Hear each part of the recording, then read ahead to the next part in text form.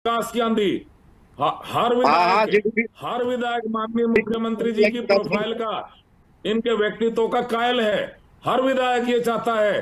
वह जैसे डॉक्टर नायब सिंह सैनी 20 साल मुख्यमंत्री रहे हरियाणा का, क्योंकि डॉक्टर चौधरी नायब सिंह देवीलाल, ये चौधरी भजनलाल जी आज तक के सबसे लंबे समय तक मुख्यमंत्री चौधरी भजनलाल जी रहे थे। राजाराम जी और डॉक्टर हर कैसे है विधायक ये चाहता है डॉक्टर नायब सिंह सैनी जी 20 साल तक हरियाणा का पीएचडी का मुख्यमंत्री रहे, क्योंकि नहीं डॉक्टर का मुख्यमंत्री कभी ये नहीं वहां पे देखते भाई ये विधायक हमारी पार्टी का है रहना या विपक्ष का है। और हर विधायक ये चाहता है उसके क्षेत्र का विकास हो। जैसे विकास की गंगा बह रही है, विकास का रथ चल रहा है हरियाणा का, और उसके सारथी डॉक्टर नायब सिंह सैनी हैं। और इनके विधायक भी ये चाहेंगे आत्मा की आवाज पे हम भी विकास के रथ में सवार हों। हम भी चाहेंगे रामराजी शर्मा जी, रामराजी शर्मा जी, मेरा एक सवाल और है। सतीश नांदल आपकी पार्टी के जो निर्दलीय प्रत्याशी अपने आप को बता रहे हैं, आपकी पार्टी के पदाधिकारी हैं, क्या उनको जिताने के लिए आपकी कोशिश जो है वो पर्दे से सामने आएगी या पर्दे के पीछे ही रहेगी? देखो, हमारे समर्थित उम्मीदवार हैं, हमारे जो विधायक 31 के बाद में, लिहाजा जो 17 विधायक हमारे समर्थित उम्मीदवार है, लिहाजा उनके साथ जाएंगे।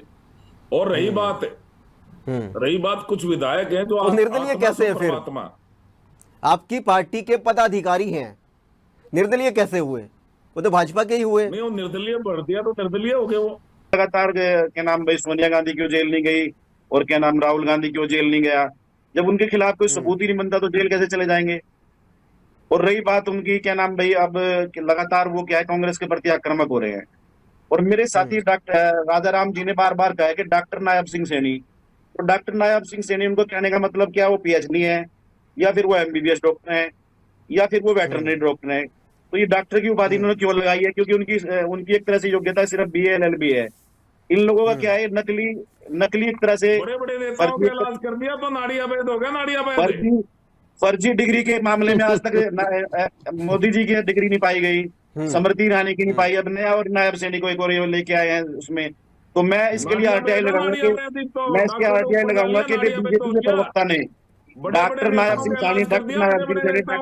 सैनी, जबकि उनकी बिहार मुजफ्फरपुर से उन्होंने बीए की है, एलएलबी मेरठ यूनिवर्सिटी से की है, पता नहीं की है या नहीं की है, उसकी भी जांच होगी, अभी देखते हैं।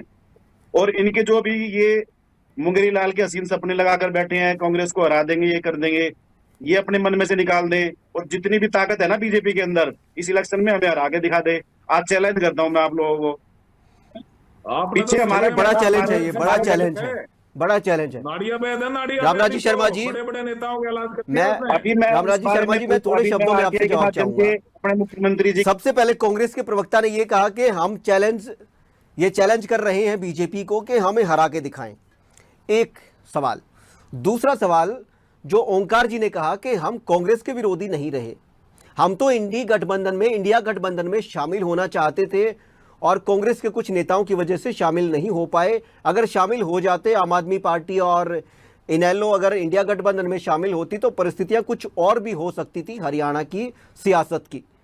और तीसरा सवाल मेरा आपसे ये है कि जैसे मैंने शुरू में आपसे पूछा, आपने जवाब नहीं दिया कि आपने एक निर्दलीय उम्मीदवार उतार दिया, एक आपका जो पार्टी का उम्मीदवार है संजय भाटिया जी, वो आपके उम्मीदवार हैं, मगर आपके पास 48 का नंबर है, 2 उम्मीदवारों को जिताने के लिए 62 की संख्या चाहिए। मगर ये जो आपने किया है काम, क्या आपको नहीं लगता, मेरा सवाल आपसे ये है कि हॉर्स ट्रेडिंग के रास्ते क्या नहीं खोल दिए गए हैं हरियाणा की सियासत में?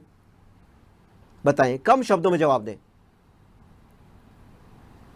हमारे उम्मीदवार संजय भाटिया जी हैं, और जहां तक निर्दलीय उम्मीदवार का सवाल है, निर्दलीय विधायक उनके साथ थे, उन्होंने उसको उम्मीदवार बनाया।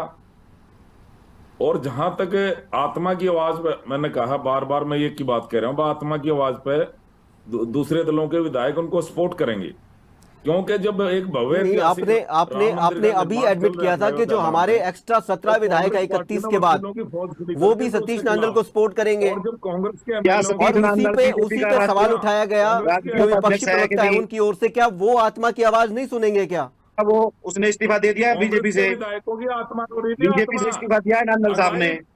भाई अयोध्या धाम में राम मंदिर बने, इसके खिलाफ कांग्रेस पार्टी ने वकीलों की फौज खड़ी कर दी थी माननीय सुप्रीम कोर्ट में। राम मंदिर का ताला खुलवाने वाला राजीव गांधी है, राजीव गांधी ने खुलवाया था। राजा राम जी, आपको मैं जानकारी देना चाहता हूँ, बात है आपके राम पास क्या? मंदिर का ताला खुलवाने वाली भी कांग्रेस और है। कोई बात है आपके आप पास लोगों में क्या? इतनी ताकत नहीं है, वो इसको वोट आप करेंगे। लोगों को इन चीजों के अलावा दूसरी अरे बातें कोई आज आती नहीं राज्यसभा है। की बात करो। आत्मा सो परमात्मा, आत्मा सो परमात्मा, उसी आत्मा की अरे आवाज बीजेपी जागेगी वालों की तो उनकी। आत्मा मर चुकी है।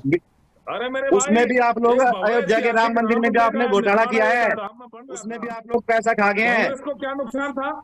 राहुल जी, कांग्रेस आत्मा ये सिर्फ सारी है। बीजेपी वालों में बसती है क्या? कांग्रेस पार्टी तो भगवान राम श्री मंदिर के का विरोधी है, राम मंदिर का ताला सनातन की भी विरोधी राजीव है, गांधी ने खुलवाया भगवान था, श्री आपको कृष्ण ध्यान की दिला विरोधी देते हैं है। हम। और कांग्रेस के एमएलए आत्मा की आवाज, कुछ नहीं हो सकता आत्मा की इनका। आवाज पे वोट डालेंगे, आत्मा की आवाज पे। आत्मा सो कौन- परमात्मा, जब अंतरात्मा की आवाज हो जाती है ना, फिर उसकी नहीं चलती, आत्मा की चलती है अंतरात्मा वहाँ। लोकतंत्र है, लोकतंत्र में अंतरात्मा जो है जनादेश होता है।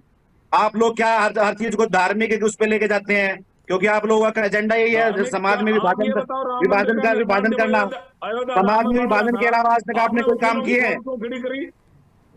आपने वकीलों की रामराज जी शर्मा जी, 500 साल में रामराज जी शर्मा जी, आप जवाब देने के किसने बजाय किया है? गोल किसने गोल किया है? घुमाते हैं। राज्यसभा के चुनाव पे डिबेट हो रही है, आप राम मंदिर पे चले जाते हैं, आप धारा 370 पे चले जाते हैं, आप कश्मीर पे चले जाते हैं, और जो मूल सवाल है वो खड़ा रह जाता है।